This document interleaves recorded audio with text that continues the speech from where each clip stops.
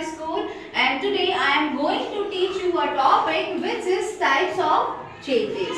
Further, we already studied a topic that is states of matter. Matter की हमने कितनी state पढ़ी थी? 3. कौन कौन सी थी?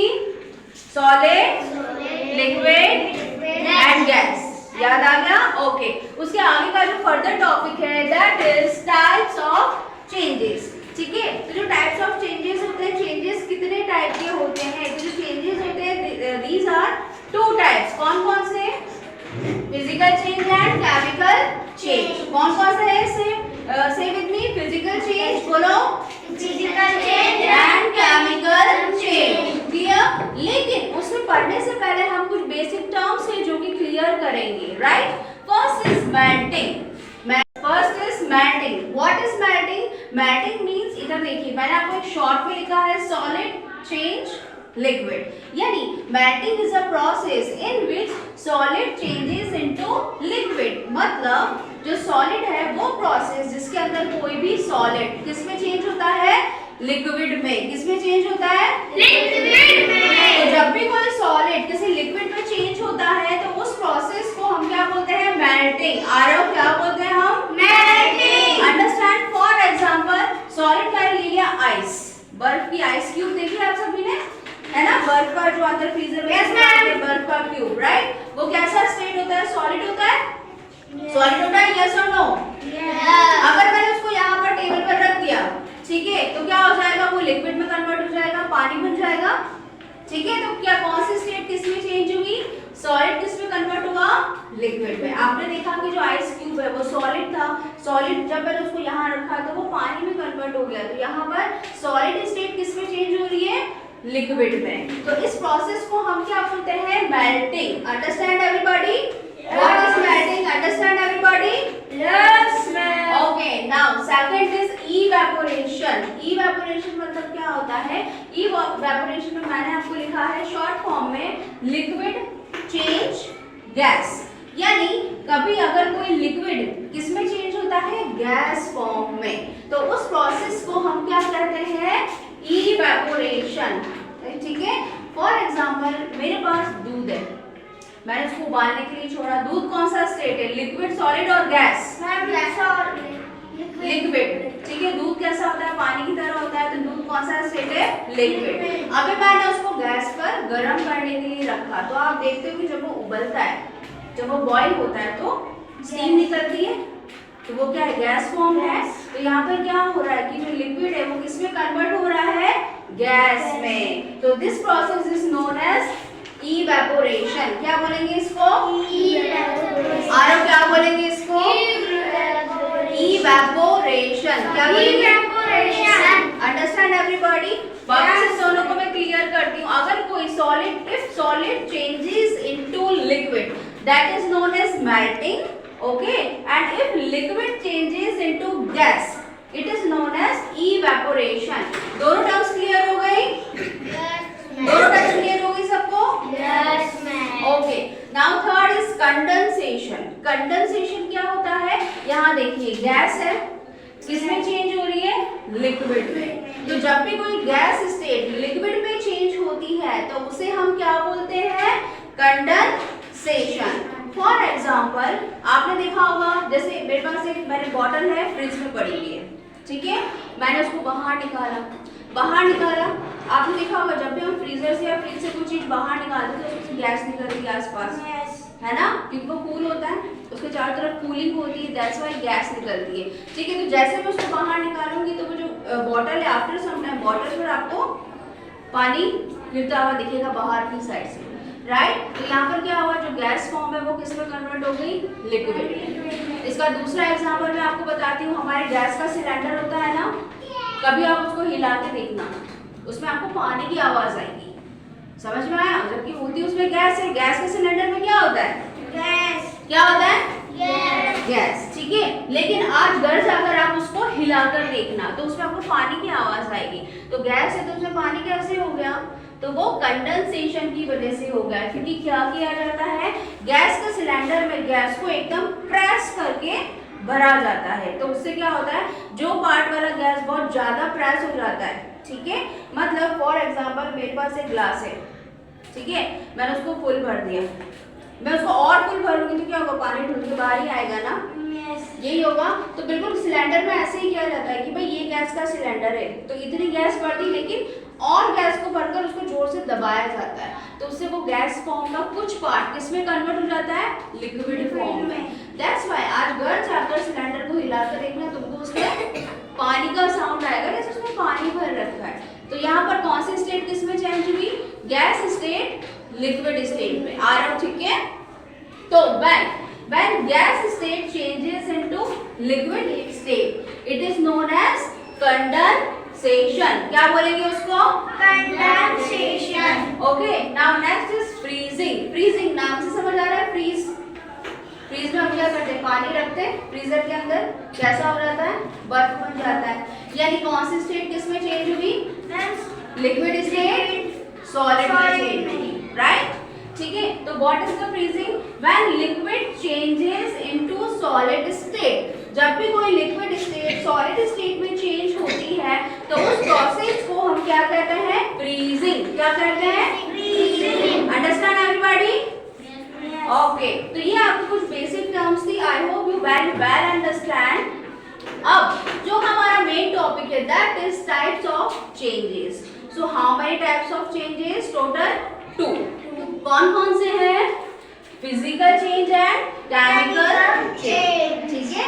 हमने इस पर एक्सपेरिमेंट भी किया है। नाउ फर्स्टली फिजिकल चेंज, हम यहाँ पर सबसे फर्स्ट पढ़ते हैं फिजिकल चेंज। फिजिकल चेंज में आप देखिए, मैंने आपको यहाँ पर डिफरेंस करके बताया है ताकि आपको इजीली समझ आए, right. This is physical change, this is chemical change, ठीक है।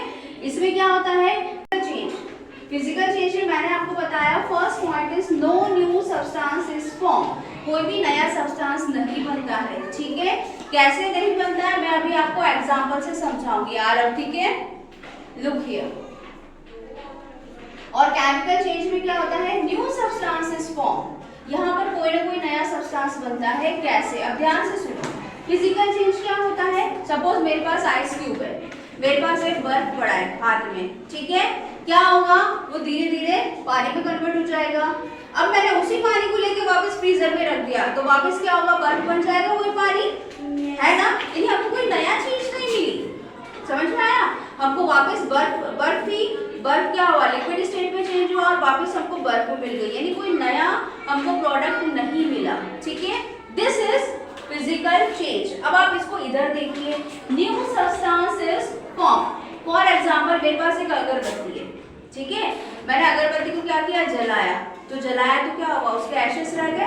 आपको पता है वो अगरबत्ती का जो होता है राख, वो बन के रह जाता है। अब आप मुझे बताइए कि क्या उसी राख से मैं फिर से अगरबत्ती बना सकती हूँ, नो। यानी यहाँ पर एक न्यू सब्सटेंस फॉर्म हुआ, अगरबत्ती थी पहले, उससे उसकी राख बन गई, समझ में आया। अच्छा, अब एक चीज मुझे बताइए, मेरे पास एक लोहे की रॉड है, ठीक है, उसके ऊपर क्या हो गया, जंग लग गया। जंग सब समझते हो ना, उसके ऊपर क्या हो गया, जंग लग गया। अब क्या हुआ, जंग क्या होता है, एक्चुअली एक न्यू सब्सटेंस होता है जो कि वाटर और ऑक्सीजन की प्रेजेंस में बनता है। तो क्या हुआ, यहाँ पर एक अच्छी सी रॉड थी मेरे पास, उसके ऊपर जंग लग गया, मतलब एक न्यू प्रोडक्ट आ गया यहाँ पर। अब मुझे बताइए क्या वो जंग हटा के मैं उसको रॉड को वापस सही कर सकती हूँ क्या, नहीं, मैं उसको पहले जैसा नहीं कर सकती, ठीक है। तो क्या होता है, हमेशा फिजिकल चेंज में कोई भी न्यू सब्सटेंस फॉर्म नहीं होता है, लेकिन केमिकल चेंजेस में हमेशा न्यू सब्सटेंस फॉर्म होता है। समझ में आ गया। फिजिकल चेंज का आपको एक और मैं अभी सेकंड पॉइंट पढ़ते हैं, then I also give you one more example. Second is ये होता है टेम्पररी चेंज। टेम्पररी क्या होता है, टेम्पररी मतलब होता है कुछ समय के लिए चेंज होता है। जैसे सेकंड एग्जांपल में लेती हूँ कैंडल का, मोमबत्ती, पता है ना आप सभी को व्हाट इज कैंडल। मैंने कैंडल ली, उसको जलाया, ठीक है, क्या हुआ, वो मोम गिर गया नीचे, पूरी कैंडल मोम में कन्वर्ट होगी। वो मोम क्या होता है, जम जाता है। मैं वापस उस मोम को लेके क्या कर सकती हूँ, कैंडल बना सकती हूँ, यस, ठीक है, बना सकते हैं। यानी ये क्या हुआ, एक टेम्पररी चेंज। कुछ समय के लिए मेरे पास जो कैंडल थी ऐसी वो पिघल गई, लेकिन वापस मैंने उसको ऐसा बना दिया, तो ये कुछ समय के लिए चेंज हुआ, समझ आया। तो this is called physical change, is a temporary change. समझ आया? नाउ नेक्स्ट इज, अगर हम इधर देखेंगे तो this is a permanent change. जैसा कि मैंने आपको एग्जांपल दिया था लोहे की रॉड का, ठीक है, अब उसके ऊपर जंग लग गया, अब वो कभी भी ठीक नहीं हो सकती, यानी ये फाइनल चेंज हो गया है कि भाई अब वो जो लोहे की रॉड है वो खराब हो चुकी है। This is a permanent change, ठीक है। Now next point is reverse change. जो फिजिकल चेंज होता है वो रिवर्स होता है। कैसे होता है? मैंने आपको बताया मेरे पास आइस क्यूब है, हाथ में रखी, पिघल गई, वापस उसी पानी को इकट्ठा करके फ्रीजर में रख दिया, वापस आइस बन गया, तो ये रिवर्स हो गया ना। समझ में आया? रिवर्स चेंज हो गया कि पहले जो था फिर उससे कुछ और बना और फिर वापस पहले वाली चीज बन गई, तो ये क्या हुआ? रिवर्स चेंज, ठीक है। लेकिन जो केमिकल चेंज होता है ये नॉन रिवर्सिबल होता है। जैसे जो लोहे की रोड पे जंग लग गया था, ठीक है, तो जो केमिकल चेंज होता है it is a non reversible change. जैसा मैंने आपको बताया कि जो लोहे की रोड है उस पर जंग लग गया है, ठीक है, जो अगरबत्ती है उसको मैंने जला दिया है तो उसकी ऐश, उसकी राख बच गई है, ठीक है, तो अब मैं उसको वापस से राख से अगरबत्ती कभी नहीं बना सकती। It's a non reversible change, it's a permanent change, और इसके अंदर जो राख है अगरबत्ती की वो न्यू सब्सटेंस है जो कि फॉर्म हुआ है। यहाँ तक समझ में आया? ठीक है, तो ये हमारा टॉपिक है। अगेन मैं आप सभी को एक बार ब्रीफली समझा देती हूँ। Some these are some basic points. First is melting. What is melting? When solid changes into liquid, this is known as melting. Evaporation, when liquid changes into gas, this is called evaporation. Now condensation, when gas changes into liquid, this is known as condensation. Now next is freezing, when liquid changes into solid, तो इस process को हम क्या बोलेंगे? Freezing.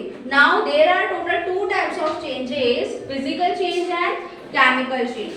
Now what is physical change? No new substance is formed. It is a temporary change and it is a reversible change. ठीक है? और chemical change क्या होता है? New substance is formed. It is a permanent change and non-reversible change. अगर physical change है उसका example, सबसे best example is the ice cube, ठीक है, इसका बेस्ट एग्जांपल क्या है? आइस क्यूब का, और इसका बेस्ट एग्जांपल है rusting of a iron rod. ठीक है, I hope you all understand this. Thank you, have a nice day, and if you like my video then please share, like and subscribe. Thank you very much.